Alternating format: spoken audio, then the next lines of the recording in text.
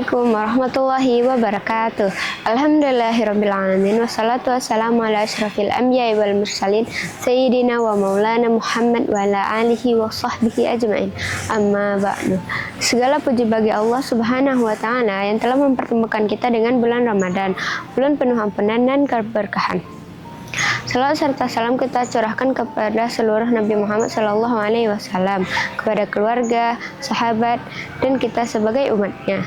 Jamaah yang dirahmati Allah, Ramadan selalu datang setiap tahun. Namun yang perlu kita tanyakan kepada diri kita adalah, apakah hati kita juga benar-benar datang bersamanya? Seringkali kita berpuasa sebagai rutinitas, sahur karena jam, berbuka karena waktu, tarawih karena kebiasaan, tetapi hati kita belum tentu ikut hadir di dalamnya. Padahal Allah berfirman, Ya ayyuhalladzina amanu kutiba alaikumus siyahu kama kutiba alal ladzina min qablikum la'allakum tattaqun.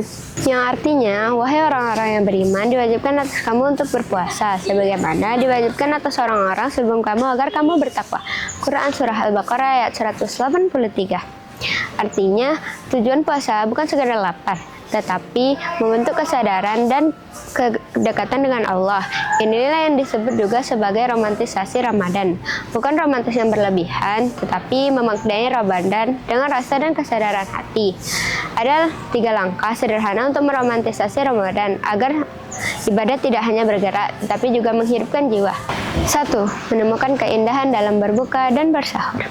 Seringkali kita melihat sahur hanya sebagai kegiatan makan di jam mengantuk. Padahal jika sudut pandang kita ubah, sahur adalah undangan khusus dari Allah. Di saat dunia terlelap, kita dibangunkan untuk memenuhi perintahnya. Setiap suapan dan nasi, setiap tegukan air, bukan sekadar makanan, tapi bentuk perhatian Allah agar kita kuat menjalani Ramadan sepanjang hari. Rasulullah SAW bersabda, Bersahurlah kalian, karena sesungguhnya di dalam sahur itu terdapat keberkahan.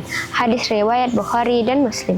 Maka jangan terburu-buru, nikmati momen sunyi itu sebagai waktu privat antara kita dengan Sang Pencipta.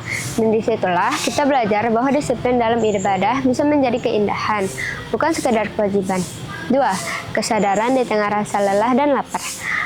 Rasa lapar dan haus di tengah siang hari bukan hanya ujian fisik, tapi pengingat halus bahwa kita ini lemah dan sangat membutuhkan Allah. Allah berfirman, yang artinya, dan kami lebih dekat kepadanya daripada urat lehernya. Quran Surat Kaf ayat 16. Ketika tenggorokan terasa kering dan tubuh mulai letih, coba bisikan dalam hati, inilah bukti cinta saya kepadamu. Dengan meromantisasi rasa lelah ini, kita tidak sibuk mengeluh, tetapi justru merasa bangga karena sedang berjuang demi sesuatu yang besar. Di setiap detik kesabaran kita, Allah sedang hadir. 3. Melepas topeng di hadapan Tuhan. Baik dari kita terbiasa terlihat kuat di hadapan manusia, gengsi untuk mengaku lemah, malu untuk mengaku gagal. Namun, Ramadan adalah tempat yang paling aman untuk menjadi diri sendiri. Di hadapan Tuhan, kita tidak perlu memakai topeng. Allah berfirman yang artinya, berdoalah kepadaku, niscaya aku akan kabulkan bagimu. Romantisasi doa-doa kita, jangan hanya membaca teks yang dihafal, tetapi sampaikan apa yang benar-benar ada di hati.